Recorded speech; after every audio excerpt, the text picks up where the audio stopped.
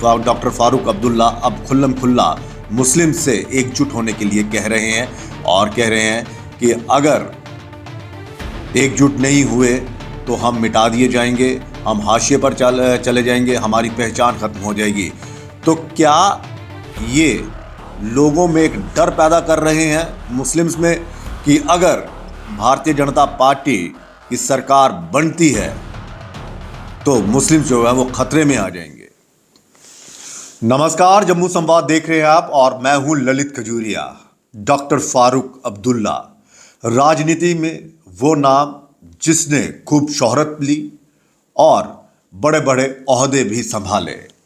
Doctor Farooq Abdullah की अगर हम बात करें तो राजनीति में इतना बड़ा कद है कि अब शायद ही जम्मू कश्मीर में कोई ऐसा पद होगा जो उन्होंने ग्रहण नहीं किया होगा। जम्मू कश्मीर की राजनीति की हम बात करें या फिर जम्मू कश्मीर के नेता की दिल्ली की बात करें, मुख्यमंत्री रहे, केंद्रीय मंत्री रहे, लेकिन अब लगता है कि जिस सेकुलरिज्म की दुहाई देते देते वो वहां पर पहुंचे हैं, अब उम्र के उस पड़ाव पर वो वहां पहुंच गए हैं जहां पर इन्हें लग रहा है कि अगर मैंने कट्टर राजनीति नहीं की, धर्म पर राजनीति नहीं की, तो शायद नेशनल कॉन्फ्रेंस जो है वो दोबारा लौटकर वापस नहीं आएगी राजनीति में।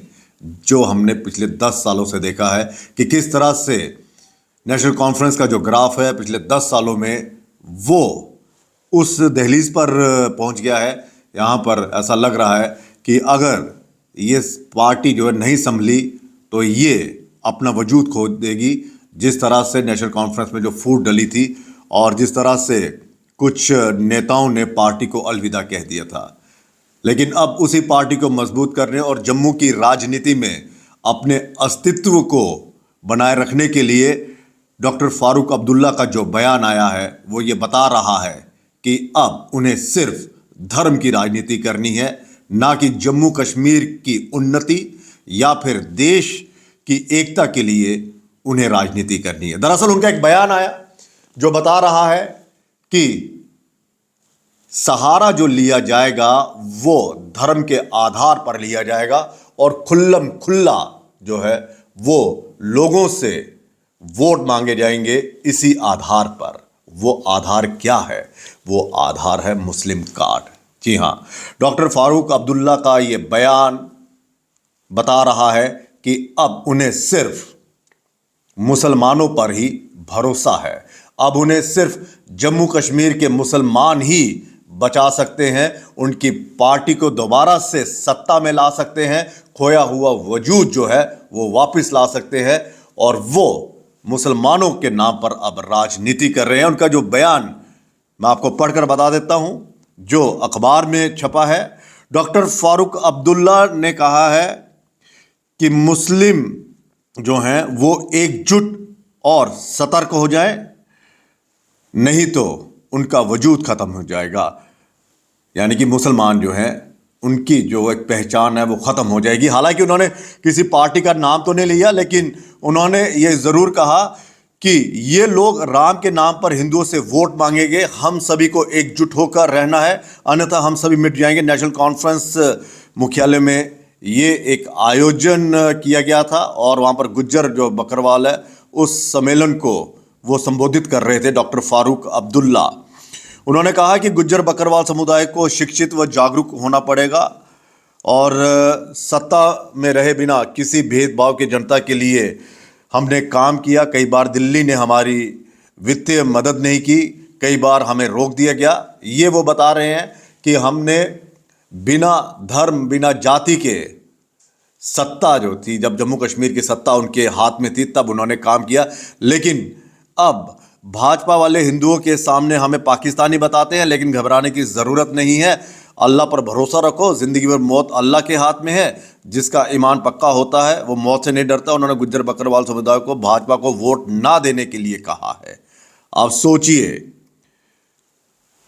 ये नेता जो है वो खुल्लम खुल्ला, मुझे लगता है कि जम्मू कश्मीर क्या हिंदुस्तान की राजनीति में ऐसा पहली बार हुआ है कि एक नेता कह रहा है कि मुस्लिम जो हैं वो उन्हें एकजुट होना चाहिए।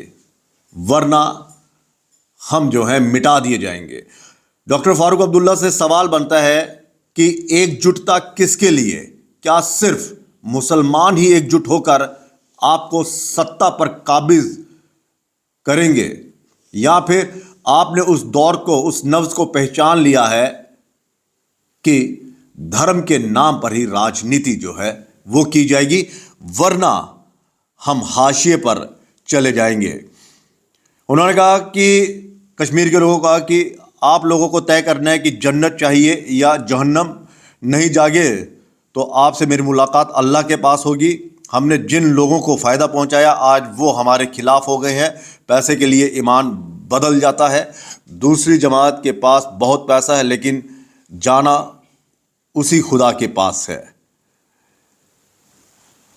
वो यहाँ पे नहीं रुके, वो बार बार कह रहे हैं कि गुज्जर बकरवालों के लिए हमने बहुत कुछ किया है और अगर कुछ छूट गया है वो भी हम करेंगे, लेकिन भारतीय जनता पार्टी को आप वोट मत डालिएगा। यानी कि चुनावी जो सरगर्मियां हैं वो तेज़ हो गई हैं और आने वाले मेरे ख्याल कुछ दिनों के बाद यहाँ पर बाकायदा आचार संहिता लागू हो जाएगी, क्योंकि संसदीय चुनाव जो हैं वो अप्रैल में होंगे, तो शायद फरवरी के आसपास जो है वो कोड ऑफ कंडक्ट लागू हो जाएगा और उसके बाद जो है चुनावों की ओर सारे बढ़ जाएंगे। और उसी का भुनाने के लिए शायद डॉक्टर फारूक अब्दुल्ला अब खुल्लम खुल्ला मुस्लिम से एकजुट होने के लिए कह रहे हैं और कह रहे हैं कि अगर एकजुट नहीं हुए तो हम मिटा दिए जाएंगे, हम हाशिए पर चले जाएंगे, हमारी पहचान खत्म हो जाएगी। तो क्या ये लोगों में एक डर पैदा कर रहे हैं मुस्लिम्स में कि अगर भारतीय जनता पार्टी की सरकार बनती है तो मुस्लिम जो है वो खतरे में आ जाएंगे? इस राजनीति को किस तरह से लिया जाए? तो क्या अब वो वक्त आ गया है कि प्रधानमंत्री नरेंद्र मोदी भी खुल्लम खुल्ला कहेंगे कि हिंदुओं आप एकजुट हो जाइए? क्या भारतीय जनता पार्टी के तमाम जो एमपी हैं या तमाम जो नेता हैं वो क्या कहें कि सभी हिंदू एकजुट हो जाएं? तो ये जो राजनीति को लेकर धर्म को आसरा बनाकर जो राजनीति का खेल खेला जा रहा है वो डॉक्टर फारूक अब्दुल्ला पर कितना फ़ायदा होगा वो वक्त बताएगा। लेकिन हाँ, इतना ज़रूर है कि इस बयान ने उस ओर इशारा कर दिया है कि आने वाले चुनावों में जब भी भाषण के लिए कोई भी नेता आएगा तो वो धर्म के नाम पर ज़रूर वोट मांगेगा, क्योंकि खुल्लम खुल्ला ये कहना कि मुसलमानों एकजुट हो जाओ, गुज्जर बकरवालों भारतीय जनता पार्टी को वोट मत दो, राम के नाम पर वोट मांग रहे हैं और हिंदू को इकट्ठा किया जा रहा है। ये जो बयान है ये बता रहा है कि डॉक्टर फारूक अब्दुल्ला किस तरह से बौखलाए हुए हैं कि 22 तारीख को जो अयोध्या में भव्य राम मंदिर की प्राण प्रतिष्ठा जब वहाँ पर होगी तो वो जो फ़ायदा है उन्हें लग रहा है कि भारतीय जनता पार्टी ले जा रही है और सभी हिंदू जो हैं वो इकट्ठे हो गए हैं और इसलिए मुसलमानों को भी इकट्ठा हो जाना चाहिए। फिलहाल अब देखना ये है कि दूसरी पार्टी जो हैं वो किस तरह से इसे लेती है और भारतीय जनता पार्टी डॉक्टर फारूक अब्दुल्ला के इस बयान को किस तरह से आगे ले जाते हैं, यानी कि उनका प्रतिक्रिया क्या होगी और क्या डॉक्टर फारूक अब्दुल्ला पर कोई एक्शन होगा। फिलहाल इजाज़त दीजिए, नमस्कार। लेकिन इतना ज़रूर है कि धर्म के नाम पर पहली मर्तबा सरेआम वोट मांगे गए हैं। फिलहाल इजाज़त दीजिए, नमस्कार।